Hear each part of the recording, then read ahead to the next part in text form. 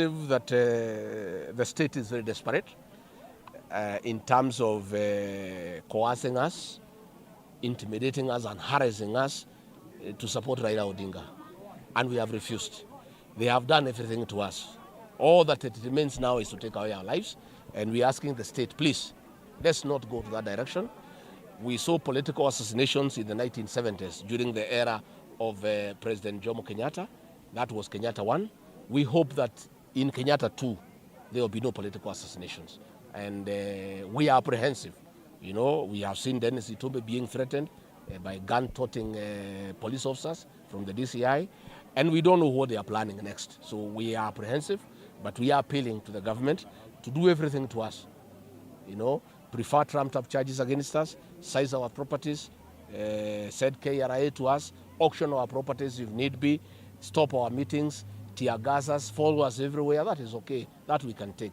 But we are hopeful and we are praying that the political assassinations that were witnessed during the era of Jomo Kenyatta will not be witnessed in the era of Uhuru Kenyatta.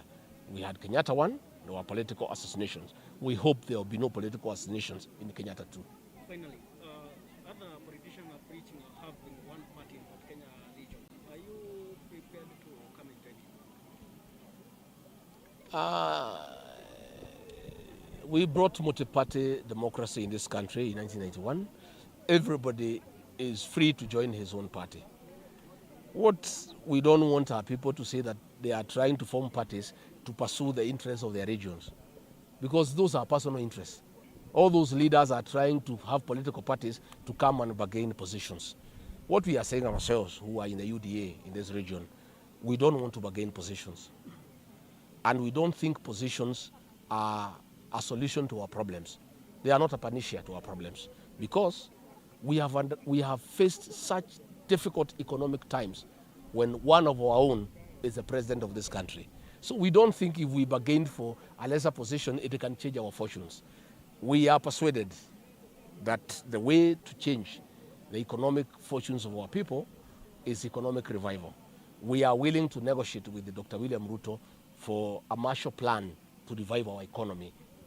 We are willing to negotiate with him on the programs that he shall put in place to restore the dignity of our people, to restore the wealth of our people, to protect enterprise, to encourage enterprise, to create jobs for our young people. That is a conversation. Those who are saying that they want political parties to negotiate for positions, let them go ahead. They can form their parties and they come and negotiate with Dr. Ruto.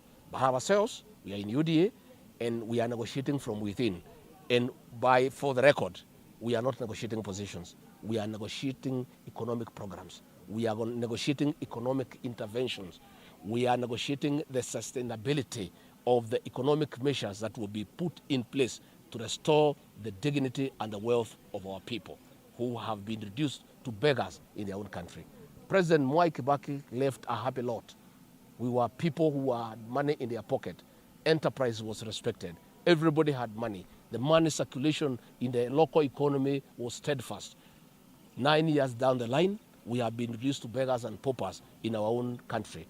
And we are looking forward to the election of a new democratic government based on the bottom-up economic model to come and restore the dignity and the wealth of our people.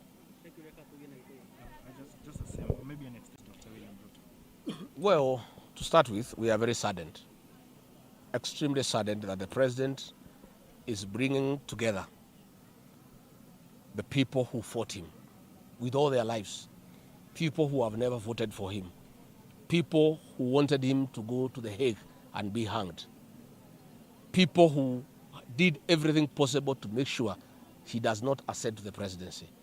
These are the same people he has assembled to plan and scheme how to stop the men who helped him to become president. We are very saddened. In fact, many times, I think it's a bad dream, only to wake up in the morning and realize that it's not a dream, it's a reality. We acknowledge, rightly so, that the president is a Kenyan, and like every other Kenyan, he has a constitutional right to vote for a candidate of his choice. Like every other Kenyan, he has a constitutional right to campaign for a candidate of his choice.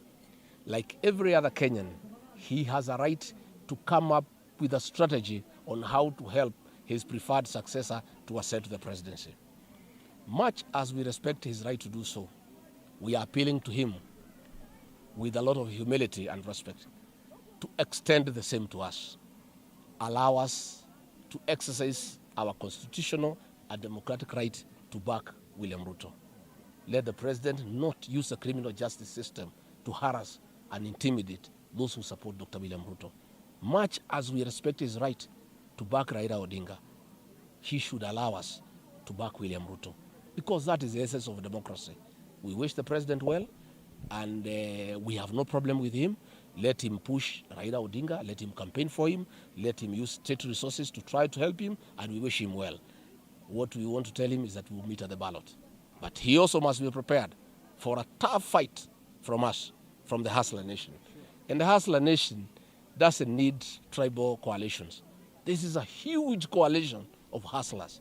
More than 90% of the Kenyan population is a huge coalition. So those who are saying we don't want coalitions, no, we already have a coalition, and it's a coalition of hustlers. And these hustlers are not interested in positions. They are interested in the economic revival of their country. They are interested in empowerment. They are interested in jobs for the young people. They are interested in economic prosperity. So that is our coalition, and we wish them well in their coalition.